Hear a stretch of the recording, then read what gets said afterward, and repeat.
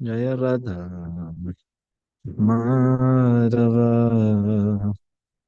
Kunjavi Radha Madhava Kunjavi Gopijana Vallabha Giridvaradari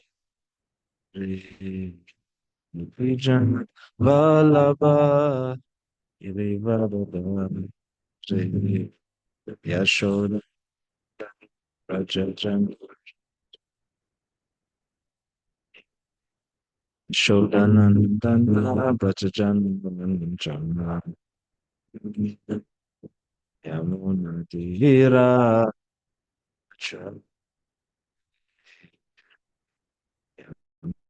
Yamunadira Vanacham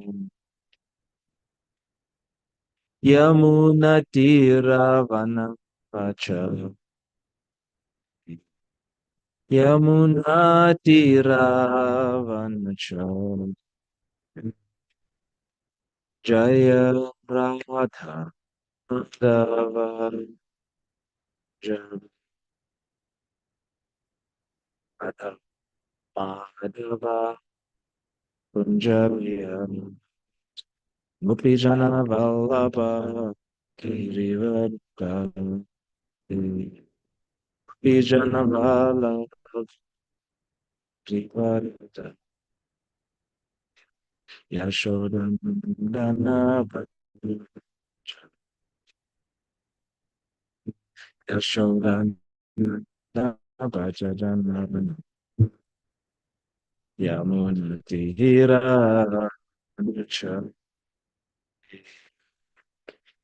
Yamunatihira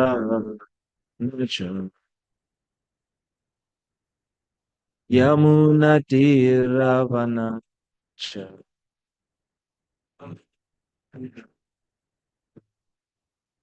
Jaya Tata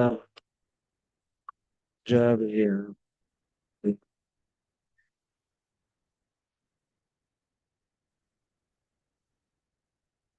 Jaya Radha Madhava Jaya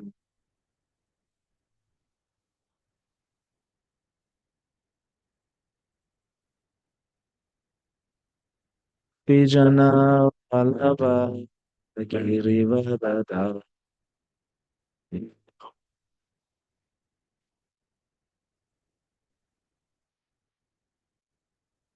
Vijana Vallabha Girivardhari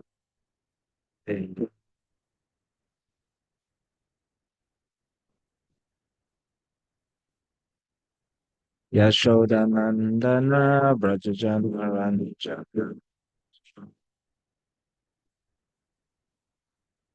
Yashodanandana Brajajanaranja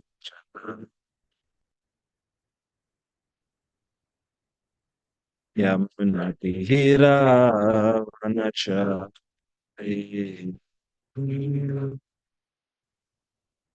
Yamunatira Vanachari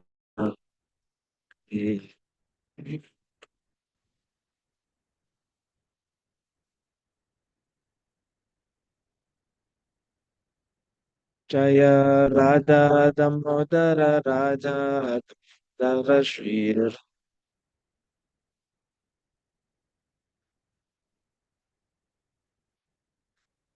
Prabhupada Prabhupada Jaya Prabhupada.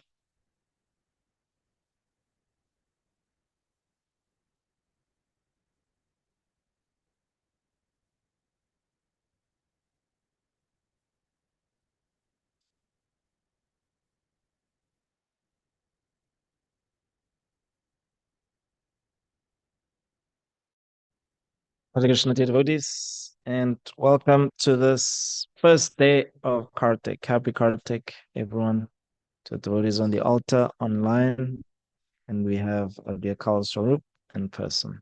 Hare Krishna.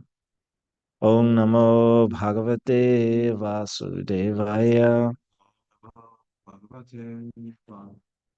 Om Namo Bhagavate Vasudevaya. Om Namo Bhagavate Vasudevaya. So reading from the sixth canto, Prescribed Duties for Mankind, Chapter 4, the Hamsa Prayers. Text. Let's see. What text is it? It's 45, I think. 46, yeah. So 6, 4, 46.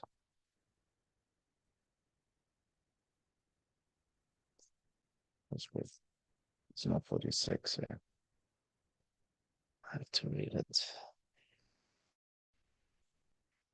Narayanam namaskrityam naram chaiva narottamam devim saraswati vyasam tato jayamudirat nashtaprayashva bhadreshu nityam bhagavata sevaya bhagavati tamachloke bhaktir bhavati naishtiki tapo me hridayam brahmans tanur vidya kriya kritihi angani pratavojata dharma atma savaha suraha tapo me hridayam brahmans tanur vidya kriya kritihi angani kratavojata dharma atma savasuraha. Would I like to read? Tapo me hridayam brahmans tanur vidya kriya kritihi angani kratavojata dharma atma savasuraha. Would anyone online like to try? Sure. Tapomi hridayam brahmans Tanur vidya kriya kritihi Kritihi angani kritavojata angani kratavojata dharma atma sava suraha. dharma atma savasuraha. Thank you, Prabhu. Anyone else like to try? Tapo hridayam brahmans Dharma. Sorry.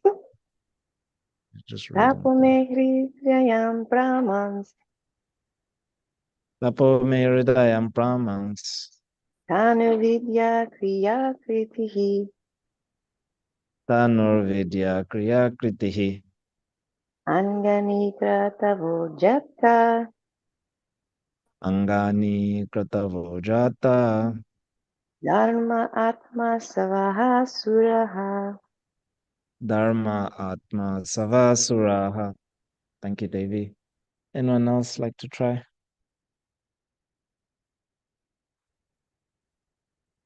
Okay.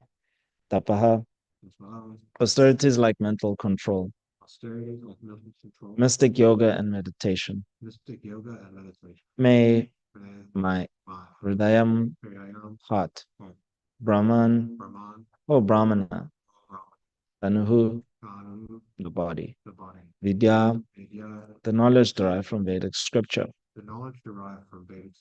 Kriya, spiritual activities, Akritihi, form, Angani, the limbs of the body, Pratavaha, the ritualistic ceremonies and sacrifices mentioned in the Vedic literature.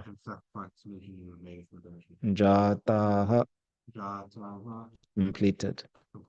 Dharmaha, the religious principles for executing the ritualistic ceremonies. Atma, my soul. Savaha, life is. Suraha, the demigods, who execute my orders in different departments of the material world. Translation. My dear Brahmana, austerity in the form of meditation is my heart. Vedic knowledge in the form of hymns and mantras constitutes my body, and spiritual activities and ecstatic emotions are my actual form.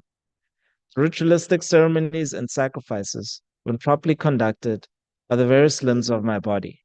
The unseen good fortune, proceeding from pious and spiritual activities, constitutes my mind, and the demigods, who execute my orders in various departments, my life and soul.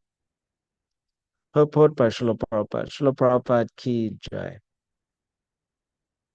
Sometimes atheists argue that since God is invisible to their eyes, they do not believe in God.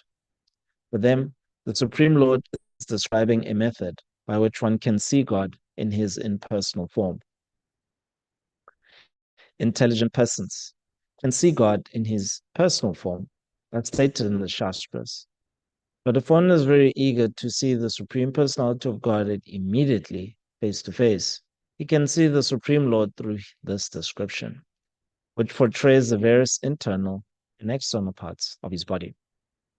To engage in tapasya, or dhyana activities, is the first principle of spiritual life. Then there are spiritual activities, such as the performance of Vedic ritualistic sacrifices, study of the Vedic knowledge, meditation on the Supreme Personality of Godhead, and chanting of the Hare Krishna Mahamantra. One should also respect the demigods and understand how they are situated, how they act, and how they manage the activities of the various departments of this material world.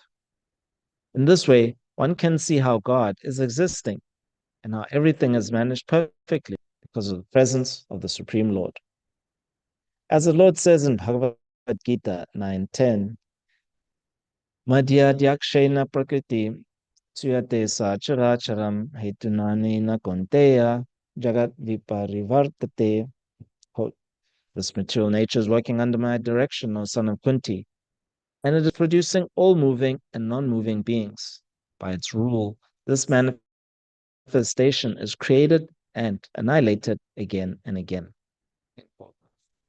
If one is unable to see the Supreme Lord, although he is present as Krishna in his various incarnations, one may see the Supreme Lord's impersonal feature according to the realm of the Vedas, by seeing the activities of material nature.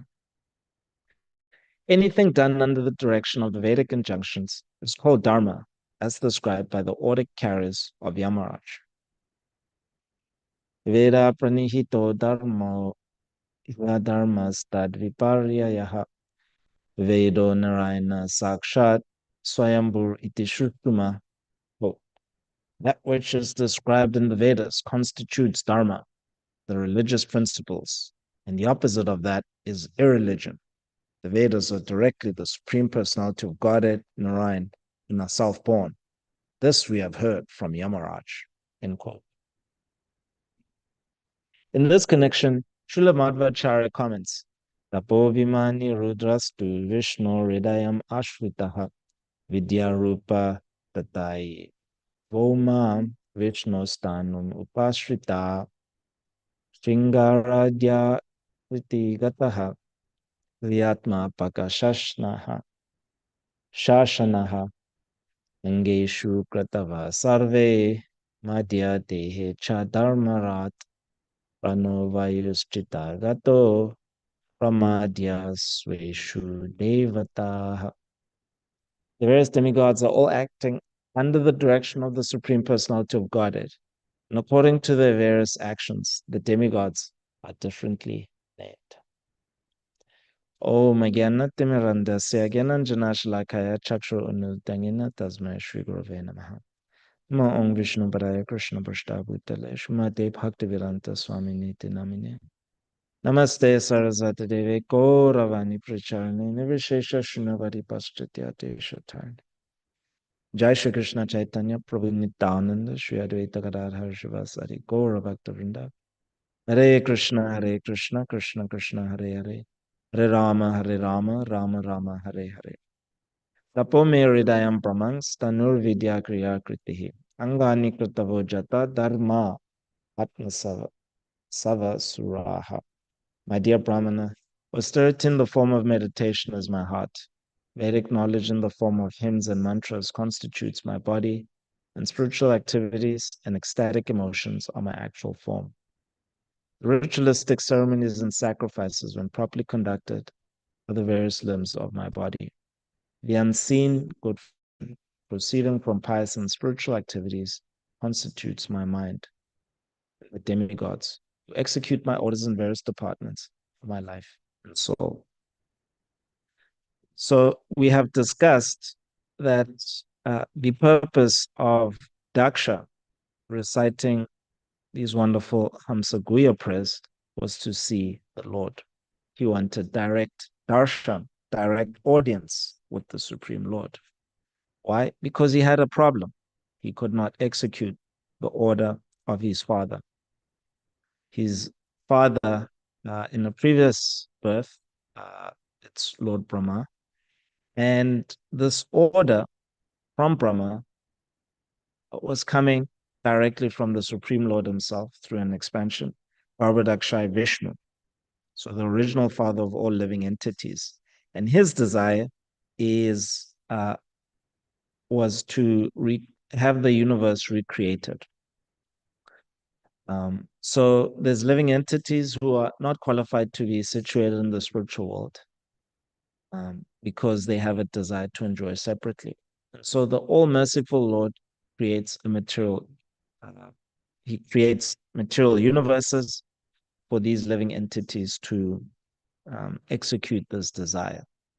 And the Lord, it's not that even though his parts and parcels have decided to forget him and be separate from him, it's not that the Lord wants these living entities to rot, like in spite.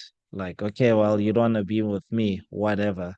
You can just rot in this material world. The Lord actually wants his part and parcels to be happy in this material world.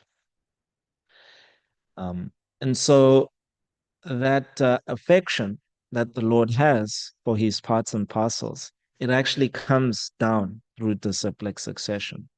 So Brahma also, when he's recreating the universe, he becomes pained when he has to create the 5 layers of ignorance that cover the living entity. He can see that, oh my goodness, these living entities are not going to have a chance. So this was described in the 3rd canto, Tamisra and Tamisra, Tamas, Moha, and Maha Moha. So you can look at the detail. But basically, when you look at those layers of ignorance, there's no chance that you can actually remember the Lord. But this is part of the desire of the living entities. They actually want to forget him. And in order to achieve that, they need the Lord. They need the help of the Lord. It's not that a jiva can independently forget the Lord. He also needs the Lord's help to do that. And so, so that affection is also coming through Lord Brahma's compassion, that he can see, oh, these living entities have no chance. Similarly, as well, and then in the descendants of Brahma, they encounter struggle in trying to actually execute this order. And when they encounter struggle, they depend on the Lord. They take shelter of the Lord. And this is what Daksha has done. He has taken full shelter of the Lord. He managed to create demigods. He performed ritualistic ceremonies. So all these things that the Lord is saying in this verse, Daksha has actually already done. And we were discussing, I think it was 2 weeks ago or so, right at the beginning of the chapter, that he has successfully constructed this form of the Lord through his activities. So if you actually looked at the activities of Daksha, you would actually be getting audience, the Lord. And that's what Prabhupada is speaking about. This is a impersonal manifestation of the Lord. That austerity in the form of meditation is the Lord's heart. The hymns and mantras, that's the body of the Lord. The spiritual activities and ecstatic emotions that Daksha was feeling, because you may recall, when the Lord appeared in his eight-armed form, Daksha prostrated himself and he couldn't say anything. He was so overwhelmed by the presence of the Lord. So that constitutes the actual form of the Lord, what Daksha was actually feeling, and the spiritual activity of this vandana, actually offering this prayer. Similarly, he was also conducting ritualistic ceremonies and sacrifices, and he was doing them right. And the Lord says, when they are done right, those are his limbs. So he has appeared before Daksha in 8 arms with weapons, um, with lotus flower and other paraphernalia. And that actually constitutes the limbs of the Lord. And then the unseen good fortune proceeding from pious and spiritual constitutes the mind of the Lord. So as we have said, the mind in the Lord's mind is that he actually wants his parts and parcels to be happy. So pious activities are beneficial. They're beneficial for everyone. And the good fortune that actually proceeds, you might not even see it right now. Just like all of you residents here at Gita Nagari, daily you're conducting such nice service for Sri Radha Damodar. And you might not actually see the benefit right away. You might not even see it in this lifetime. But it's beneficial to so many. So there's like so many households that are benefiting from our activities here. We have like 200 householders that pick up our milk. We have 150 more that we ship, our various products to. We don't see directly how these households are benefit, but it's proceeding. And the Lord is saying that constitutes his mind. Yeah, because the Lord wants the living entities to be happy, even though they're in the material world. And so, yes, dear devotees, you should know that every day, even though you may feel like I'm just being rostered by Krishna Surya and he's just changing my service this way, that way, the showing up to your service on time, doing your service, constitutes the mind of Damodar, because Damodar actually wants everybody to be happy. And the demigods who execute his orders, he says that is his life and soul. And so here in Prabhupada, in the purport, Prabhupada is saying, quoting also from Bhagavad Gita and Srila Madhvacharya, is that the demigods who are providing heating, such as Surya, the sun god, moon rays, Chandra is providing at night. Last couple of nights, it's been like, the moon has been very full and it's very beautiful. The rain, a couple of weeks ago, we had like rain for like, substantial amount of rain. That's all happening under the order of Indra. So all these functions of the universe to ensure that resources are being provided for the growth of vegetation, for the cycle of life to actually proceed smoothly. The Lord here says it constitutes his life and soul. Because his parts and parcels are part of him. These individual souls are part of the Supreme Soul, and therefore it pleases the Lord when the demigods are executing His orders, because it pushes on the cycle of sacrifice, even for the living entities who are not who are sinful. But because the Lord is eternally his disposition towards his part and parcels like that of a parent. It's unconditional, his affection. It's not that you actually have to do something for the Lord for him to take care of you, just like living entities and animal bodies. They don't have to pray. They don't have to know the Hamsa Guya prayers. Um, they don't have to be rostered for his service. Uh, but still, they are getting the benefit. Why? Because they are part and parcel. The Lord feels that this is this this peacock, this groundhog, though the pests, their maintenance is his life and soul through the activities of the demigods. And so here you'll see in Prabhupada's quote from Srila Madhvacharya, um, the various demigods are all acting under the protection of the Supreme Personality of Godhead, and according to the various actions, the demigods are differently named. So the demigods, where they are situated in the universe, and then their activities constitutes the impersonal form of the Lord. Now, if you look at the structure, if you understand how they are differently situated in the universe and understand the hierarchy, this is the structure of the shelter of the Lord. This is actually what it looks like, the shelter of the Lord. It looks like Indra providing rain, Surya providing heating, Chandra providing moonlight, um, and so many other functions in nature.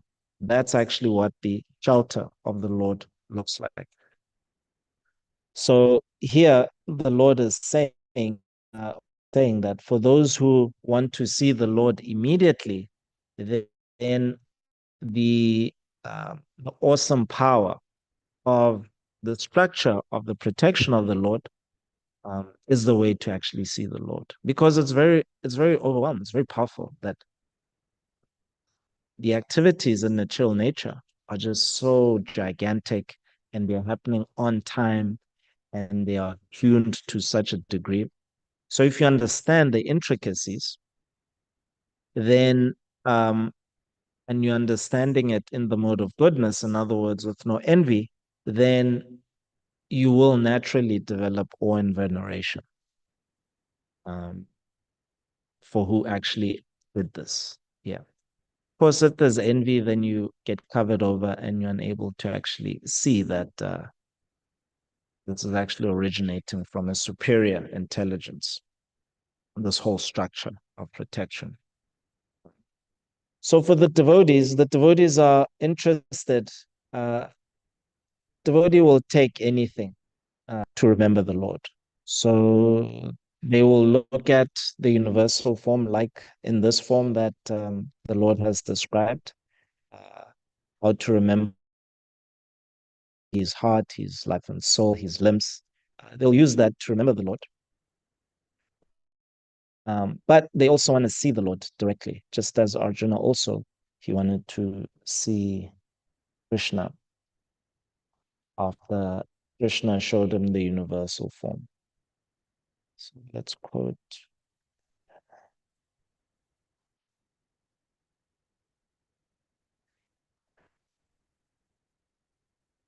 Just fascinating.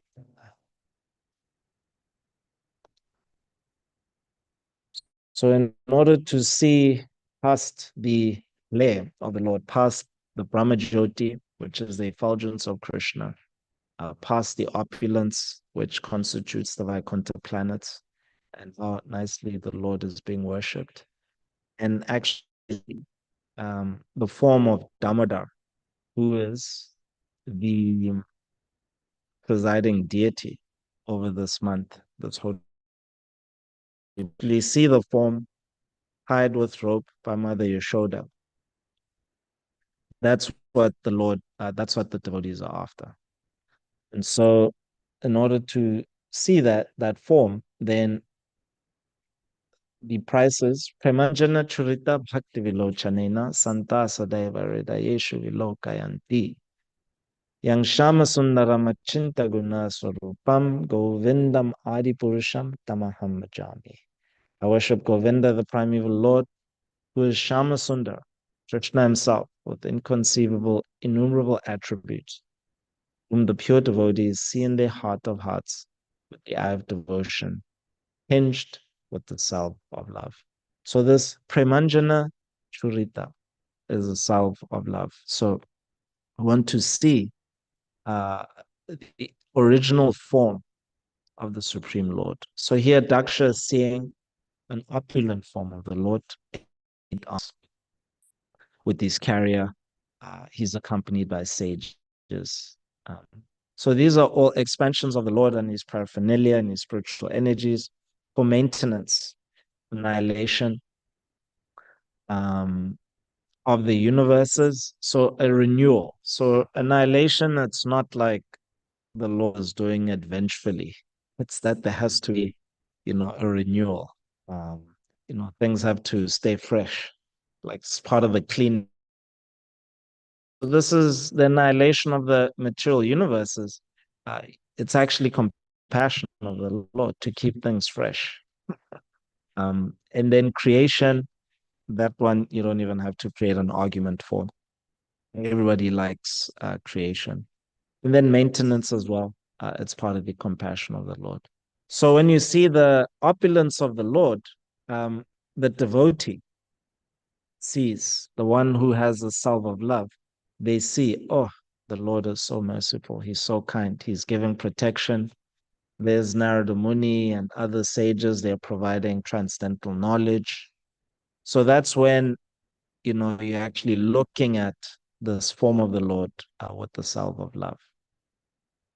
Because you're seeing that Damodar, he's not just enjoying himself, being bound with his mother, being bound by his intimate consort, and just being oblivious to those who don't want to live with him, in Goloka Vrindavan. No, he's created this massive arrangement for for your maintenance. But he's also giving you the chance. Okay, you want to come back? Okay, listen to Narada Muni, listen to Daksha, listen to Prabhupada, listen to uh, disciples of Prabhupada and their descendants as well, and that are coming in disciplic succession.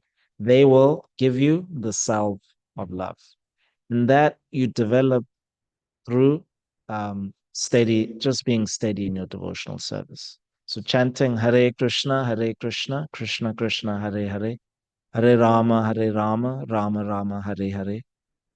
Crying out to the Lord in a state of helplessness and in a state of complete dependence. And then coming out of the trance and then going to do your service. Yes. So this process is the way to actually develop this Vimanjana Churita Divilochanena. And in this way, so in this holy month of Kartik, we can pray to the Lord on how to actually see Him in this way every day with this salve of love. And in this way, our attractions to the opulence of this world, we can see them for what they are, see them in their proper place, not see them as objects or shelters for enjoyment of our senses, but it's actually the compassion of the Lord. And they're meant to be utilized in His service. Okay, so we have to stop early during Kartik. So we have to worship, honor Prabhupada before greetings. So at this point, I'll ask for, if you have any comments, questions, reflections, or contentions. So Yeah. was Can you maybe speak here so that the devotees can hear you?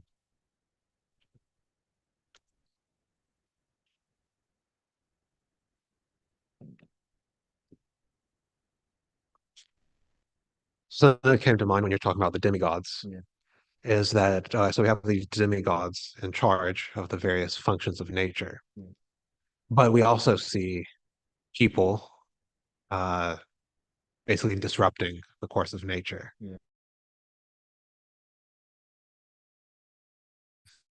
Was in charge of a certain area of service, Yeah. right? And then somebody came in and just messed it up. Yeah. I would do something to fix it. And now, like they're saying, we're on course to have more plastic in the ocean than fish. Right. So I was in Varuna, like saying, Right. yeah.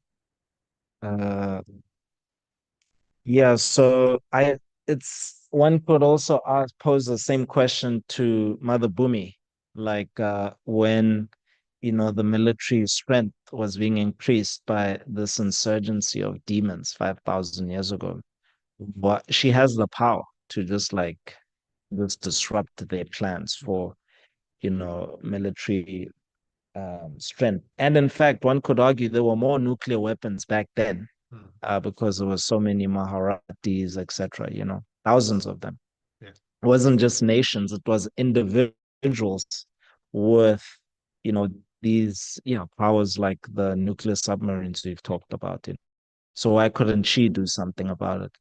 So it appears that the demigods, they intervene according to Lord's plan and they are directed by Brahma.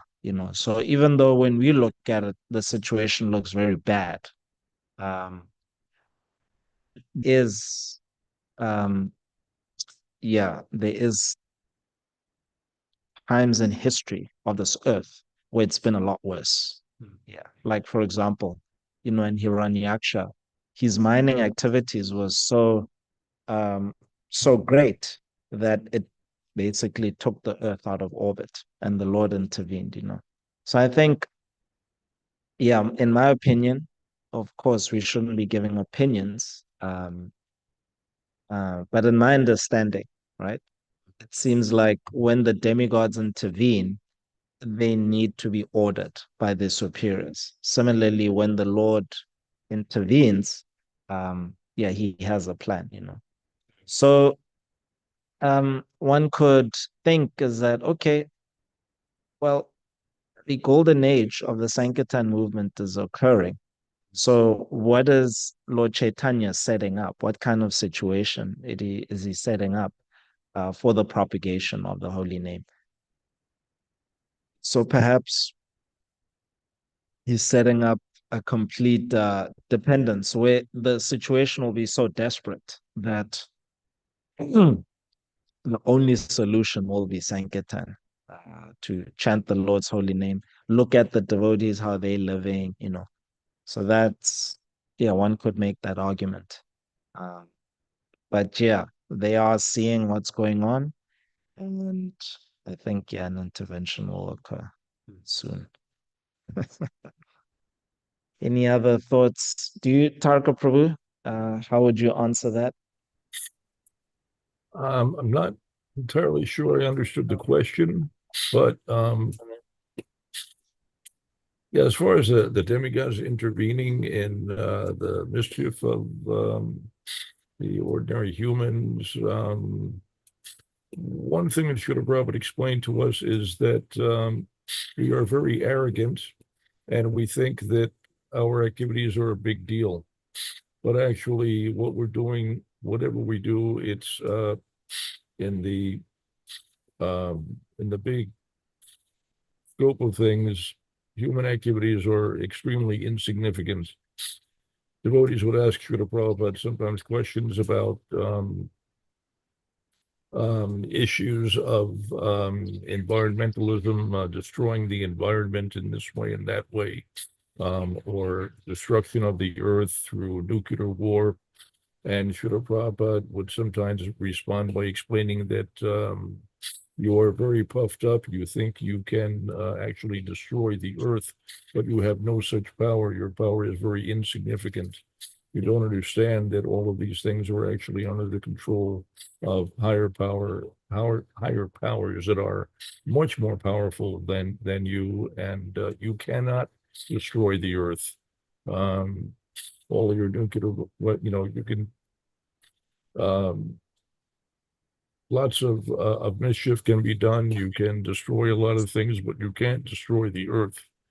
The effect of your activities will be relatively insignificant on the whole. Um, anyway, that was one of the ways in which he responded to these things. He had various responses depending upon the context. With regards to environmentalism in general, he would speak about these things often as a means um, to basically to create an avenue for preaching to non-devotees who will tend to be very concerned about such things um, because they think that this life is all in all. And so whatever, their environment and all that happens within it is important to them because that's everything. From a Vaishnava's perspective, it's all quite insignificant. It's temporary, and the universe is very large, and the universe is just one tiny universe out of innumerable universes, and ultimately there's the spiritual realm. So it's all insignificant, and we don't care that much. So sometimes devotees would ask about the destruction of the world through nuclear war. Srila Prabhupada would sometimes respond, well, what do you care? What difference does it make? You're going to die anyway.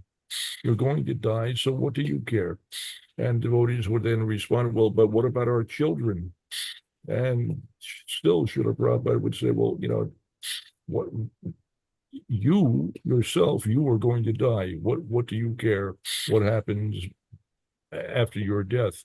You should be concerned with saving yourself. You should be concerned with the cultivation of Krishna consciousness. Whatever is going to happen is going to happen. You have no power to change that, but you have the power to adopt Krishna consciousness and to save yourself. You can rectify your consciousness. That should be your concern. You cannot destroy the earth. The earth's destiny is already established. Krishna has this particular plan. Things will happen according to the Lord's plan, and human beings are insignificant. Their influence is insignificant. They're not going to be able to alter Krishna's plan. By one means or another, Krishna's plan will go on. But you should concern yourself with getting out of this situation. Ultimately, the entire material universe is going to be destroyed, and there's nothing you can do about that. It's destroyed and recreated again and again in endless cycles. Why should you be concerned? Anyway, there's different ways that Srila Prabhupada would discuss these things, but he often emphasized the relative insignificance of the earth and its environment and our place on the earth and in the universe. He would establish, a broader perspective, but he was generally not concerned with issues of the environment, and this is another way in which he would discuss the topic. He would, oh my God, I've just lost track of my thoughts. God, I hate when that happens. Hare Krishna. Oh my God, what was that? It was one of the major avenues in which Srila Prabhupada would discuss the environment. Oh my God, it's completely skipped my mind. Well, Krishna is the source of all knowledge, remembrance, and forgetfulness. It's not within my control. My apologies. It'll come to me again at some point, and we'll have another opportunity, I'm sure, to discuss it. But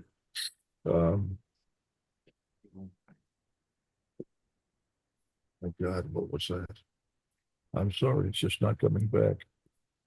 Hare Krishna. I hope that helps. Hare Krishna. Yes, probably it helps. Thank you very much. Any other thoughts? Okay. Any other thoughts from anyone? So we can speak until 8 today. Head Pujari said. Yeah, Yeah, okay. There's a question. according to the Vaishnava calendar, tomorrow actually is the first day of the month of Damodar. Yeah. All right. Thanks for that. Hare Krishna. So I have a question. I just wanted to resolve the contradictory statement. You mentioned about the Lord wanting us to be happy in this world, and of course he mentions it in the third chapter of Bhagavad Gita, how he gives yagya and he wants like that to live peacefully and harmoniously, etc.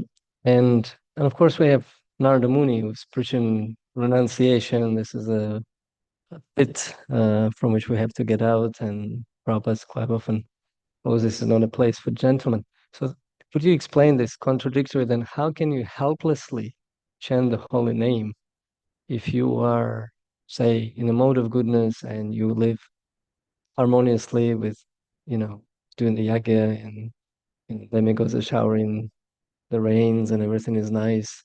So if you are finding yourself comfortably in this material world, living harmoniously with all this creation of the Lord, how can you actually chant helplessly? This helplessly means I'm in a mode of, desperation, that I cannot be here without you, etc., and please get me out, or something of that sort. Could you Okay. Yeah, sure. So when we look at the examples of um, Prahlad Maharaj, even Buddha himself, before he became the Buddha, his name was Siddhartha Gautama, as far as I can recall. So uh, Prahlad Maharaj was born.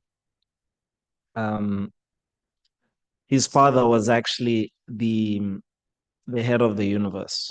Uh, yeah, he had basically usurped the throne of the king of heaven from Indra, and he was born in great opulence. So similarly, even as well, Siddhartha, who became the Buddha, an incarnation of the Lord, and he preached atheistic philosophy. He was also born in a Kshatriya family. So both, they looked at uh, when you look outwards from outside your situation of opulence, you see suffering. So it's not that if you're living harmoniously with society, with nature, you are situated in the mode of goodness. It's not that that is like it's Satya Yuga everywhere. No, you'll actually see people suffering. And so to chant helplessly, following the examples of Prahlad Maharaj particularly, um, he says for him there's no issue. I've never committed the Sanskrit to memory. But it's a famous verse where he says he has no issue, but he's looking at these rascals who are rotting in this material world due to ignorance and forgetfulness of the Supreme Lord. And for him, he's feeling great pain. So chanting helplessly, it it's inextricably linked to actually seeing the factual situation of other living entities, seeing how they are actually suffering. So even though you, who are situated in the mode of goodness, living here at Gita Nagari where it's peaceful, you don't have to worry. Uh, you can actually still chant in a state of helplessness, in a state of desperation, because you just have to drive through the gate and you'll see people suffering. Fresh Express, people come in and they collect vegetables, and these people are like in medical debt. Um, their biological age is much younger than what they look. So some of them are like 40 years old, but they look 60. They're just suffering from all sorts of metabolic diseases. You just go to the store. Uh, you know, like I was telling someone that before I came to the US, you just see these images of people who are like obese and things. And you'd ask yourself, like, how could somebody become like that? But now coming to the US, I see people are actually being poisoned. Like even, well-known politician, he says the food industry is just poisoning the American people, straight up poison. So for somebody to be like that, they're actually a victim. Yeah. And so when you see it, you can see that yes, people are being victimized, if not by the government, which is led by a lot of demoniac personalities, but also by material nature itself. They are being victimized. Yeah. And so in this way, this becomes then a motivation for you to feel compassion, feel the suffering of others, and then you chant in desperation and helplessness. There's yes, Tarka Prabhu. Yeah, Hare Krishna. Yeah, with regards to this issue of life in Sattva Gun, um, where is that? Bhagavad Gita, chapter 14, text 6. Krishna talks about being conditioned by the mode of goodness. The mode of goodness actually becomes an impediment. One has to go actually beyond the mode of goodness, or it becomes an impediment. You become conditioned happiness of sattva gun. It's more vividly demonstrated by the situation of the demigods who are firmly situated in sattva gun, and consequently, they enjoy a standard of living that is so high that they lose any incentive for the cultivation of Krishna consciousness. They're just absorbed in enjoying. They are devotees of Krishna, but mixed devotees. Very hard for them to develop pure devotional service because they become conditioned by the happiness of sattva gun. And so they pray to take birth on a middle planetary system, the Earth, where there is a mixture of happiness and distress. So for us, we are fortunate that even we may cultivate sattva gun and enjoy relative happiness, the nature of life in this particular planet is that invariably there will always be distresses. You cannot avoid it. You still are threatened by death. You will still have to suffer old age and disease. There are all kinds of circumstances that you will be subjected to. There is still the threefold miseries that will influence your life in various ways. Things that are beyond your control, other living entities will give trouble to you. So there are always distresses, and ultimately you have to acknowledge that you are helpless. These things are beyond your control. So the circumstances of your life on the earthly planet are such that you will always have opportunity to feel yourself helpless and to appeal to the Lord for his shelter. But that is less true if you're in a heavenly planet. So we are especially blessed. It's a valuable opportunity to be living on the earth rather than elsewhere. There are other planets where the distresses are so great that you can't think of Krishna, and there are places where the happiness is so great that you can't think of Krishna. But here we have an appropriate mix, a balance that sets up an ideal condition for the cultivation of Krishna consciousness. I hope that helps. Hare Krishna. Yes, Prabhu, that helps. Thank you very much. Hare Krishna. So today is also Venu Madhura Prabhu. We hope your question has been answered. So today is also the disappearance of Sri Murari Gupta. Sri Murari Gupta Sakha Primera Bandara Prabhura Ridaya Trave Sunitanya Yandra. Murari Gupta, the 21st branch of the tree of Sri Chaitanya Mahaprabhu, was a storehouse of love of Godhead. His great humility and meekness melted the heart of Lord Chaitanya. So you can read, this is from Adi Lila 1049. So you can read today. It's also Sri Krishna Rasayatra. Krishna is dancing with these gopis, and you can pray to Sri Murari Gupta to be able to prepare yourself nicely for this holy month of Kartik. So Kartik actually starts tomorrow. I got ahead of myself. Sorry. Grantaraj Srimad Bhagavatam ki jai, Srila Prabhupada ki jai, Nitai Go Pramanande Haribo.